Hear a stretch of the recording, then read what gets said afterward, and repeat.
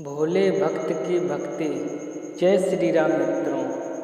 एक बार की बात है, एक गरीब बालक था जो कि अनाथ था। एक दिन वो बालक एक संत के आश्रम में आया और बोला कि बाबा, आप सबका ध्यान रखते हैं, मेरा इस दुनिया में कोई नहीं है, तो क्या मैं यहाँ आपके आश्रम में रह सकता हूँ? बालक की बात सुनकर संत बोले, बेटा तेरा नाम क्या है? उस बालक ने कहा, मेरा कोई नाम नहीं है। तब संत ने उस बालक का नाम रामदास रखा और बोले कि अब तुम यहीं आश्रम में रहना। रामदास वहीं रहने लगा और आश्रम के सारे काम भी करने लगा। उन संत की आयु 80 वर्ष की हो चुकी थी। एक दिन वो अपने शिष्यों से बोले कि मुझे तीर्थ यात्रा पर जाना है, तुम में से कौन कौन मेरे साथ चलेगा और कौन कौन आश्रम में रुकेगा? संत की बात सुनकर सारे शिष्य बोले कि हम आपके साथ चलेंगे, क्योंकि उनको पता था कि यहाँ आश्रम में रुकेंगे तो सारा काम करना पड़ेगा। इसलिए सभी बोले कि हम तो आपके साथ तीर्थ यात्रा पर चलेंगे। अब संत सोच में पड़ गए कि किसे साथ ले जाएं और किसे नहीं, क्योंकि आश्रम पर किसी का रुकना भी जरूरी था। बालक रामदास संत के पास आया और बोला, अगर आपको ठीक लगे तो मैं यहीं आश्रम पर रुक जाता हूँ। संत ने कहा, ठीक है, पर तुझे काम करना पड़ेगा।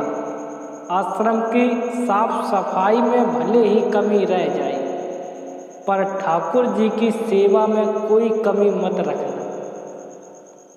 रामदास ने संत से कहा कि बाबा, मुझे तो ठाकुर जी की सेवा करनी नहीं आती, आप बता दें कि ठाकुर जी की सेवा कैसे करनी है, फिर मैं कर दूंगा।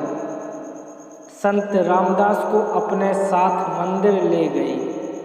वहाँ उस मंदिर में राम दरबार की झांकी थी।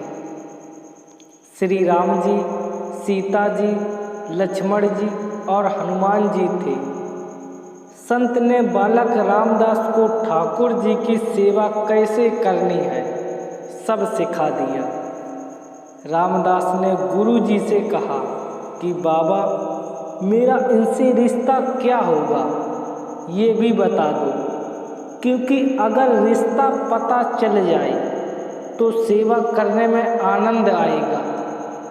उन संत ने बालक रामदास से कहा कि तू कहता था ना कि मेरा कोई नहीं है, तो आज से ये राम जी और सीता जी तेरे माता पिता हैं। रामदास ने साथ में खड़े लक्ष्मण जी को देखकर कहा, अच्छा बाबा, और ये जो पास में खड़े हैं वो कौन हैं? संत ने कहा, ये तेरे चाचा जी हैं, और हनुमान जी के लिए कहा कि ये तेरे बड़े भैया हैं। रामदास सब समझ गया और फिर उनकी सेवा करने में लग गया। संत शिष्यों के साथ यात्रा पर चले गए। आज सेवा का पहला दिन था। रामदास ने सुबह उठकर स्नान किया, आश्रम की सफाई की और भिक्षा मांग कर लाया और फिर भोजन तैयार किया। फिर भगवान को भोग लगाने के लिए मंदिर आया। रामदास ने श्री राम, सीता, लक्ष्मण और हनुमान जी के आगे एक एक थाली रख दी और बोला, अब पहले आप खाओ, फिर मैं भी खाऊंगा। रामदास को लगा कि सच में भगवान बैठकर खाएंगे, पर बहुत देर हो गई। रोटी तो वैसी की वैसी ही थी। तब बालक रामदास ने सोचा, नया नया रिश्ता बना है, शर्मा रहे होंगे शायद। रामदास ने पर्दा लगा दिया। बाद में खोलकर देखा, तब भी खाना वैसा का वैसा ही पड़ा था। अब तो रामदास रोने लगा कि मुझसे सेवा में कोई गलती तो हो गई, इसलिए खाना नहीं खा रहे हैं, और ये नहीं खाएंगे तो मैं भी नहीं खाऊंगा और मैं भूख से मर जाऊंगा। इसलिए मैं तो अब पहाड़ से कूदकर ही मर जाऊंगा। रामदास मरने के लिए निकल जाता है। तब भगवान राम जी हनुमान जी को कहते हैं, हनुमान जाओ, उस बालक को लेकर आओ और बालक से कहो कि हम खाना खाने के लिए तैयार हैं। हनुमान जी जाते हैं और रामदास कूदने ही वाला होता है कि हनुमान जी पीछे से पकड़ लेते हैं और बोलते हैं, क्या कर रहे हो? रामदास कहता है, अब आए हो, इतनी देर से वहाँ बोल रहा था कि खाना खा लो, तब आए नहीं, अब क्यों आ गए? तब हनुमान जी बोले, पिताश्री का आदेश है, अब हम सब बैठकर खाना खाएंगे। फिर राम जी, सीता जी, लक्ष्मण जी और हनुमान जी साक्षात बैठकर भोजन करते हैं। इसी तरह रामदास रोज उनकी सेवा करता और भोजन करता। सेवा करते करते 15 दिन हो गए। एक दिन रामदास ने सोचा, घर में 5 लोग हैं, सारा काम मैं ही अकेला करता हूँ, बाकी लोग तो दिन भर घर में आराम करते हैं। मेरी माँ, बाप, चाचा और भाई तो कोई काम नहीं करते, सारे दिन खाते रहते हैं। मैं ऐसा नहीं चलने दूंगा। रामदास मंदिर जाता है और कहता है, पिताजी कुछ बात करनी है आपसे। राम जी कहते हैं, बोल बेटा, क्या बात है?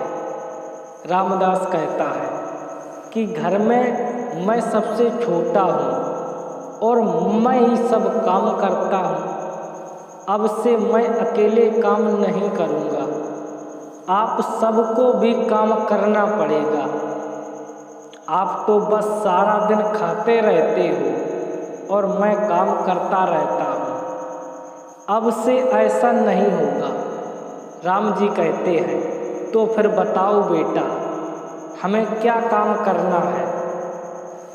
रामदास ने कहा, माता सीता जी, अब से रसोई आपके हवाले, और चाचा लक्ष्मण जी, आप घर की सफाई करिएगा। भैया हनुमान जी शरीर से मजबूत है, जाकर जंगल से लकड़ियाँ लाइएगा। पिता राम जी, आप बाजार से राशन लाइए और घर पर बैठकर पत्तल बनाओगे। सबने कहा, ठीक है। मैंने बहुत दिन अकेले सब काम किया, अब मैं आराम करूँगा। अब सभी साथ मिलकर काम करते हुए एक परिवार की तरह साथ साथ रहने लगे। एक दिन वो संत तीर्थ यात्रा से लौटे तो देखा आश्रम तो शीशे जैसा चमक रहा है, तो बहुत प्रसन्न हुए। मंदिर में गए और देखा कि मंदिर से प्रतिमाएं गायब हैं। संत ने सोचा, कहीं रामदास ने प्रतिमा बेच तो नहीं दी। संत ने रामदास को बुलाया और पूछा, भगवान कहाँ गए? रामदास भी अकड़ कर बोला कि मुझे क्या पता, हनुमान भैया जंगल में लकड़ी लाने गए होंगे, लखन चाचा झाड़ू पोंछा कर रहे होंगे, पिता राम जी पत्तल बना रहे होंगे, माता सीता रसोई में काम कर रही होंगी। संत बोले, ये क्या बोल रहा है? रामदास ने कहा, बाबा मैं सच बोल रहा हूँ। जब से आप गए हैं ये चारों काम में लगे हुए हैं। वो संत भागकर रसोई में गया और सिर्फ एक झलक देखी कि सीता जी भोजन बना रही हैं, राम जी पत्तल बना रहे हैं और फिर वो गायब हो गए और मंदिर में विराजमान हो गए। संत रामदास के पास गए और बोले, आज तुमने मुझे मेरे ठाकुर का दर्शन कराया, तू धन्य है। और संत ने रो रो कर रामदास के पैर पकड़ लिए। रामदास जैसे भोले निश्चल भक्त की भक्ति से विवश होकर भगवान को भी साधारण मनुष्य की तरह जीवन व्यतीत करने आना पड़ता है। दोस्तों, इस कहानी को ज़्यादा से ज़्यादा लाइक करें और अपने दोस्तों के साथ शेयर जरूर करें और कमेंट में जय श्री राम जरूर लिखना। फिर मिलेंगे ऐसी अगली कहानी के साथ, तब तक के लिए जय श्री राम।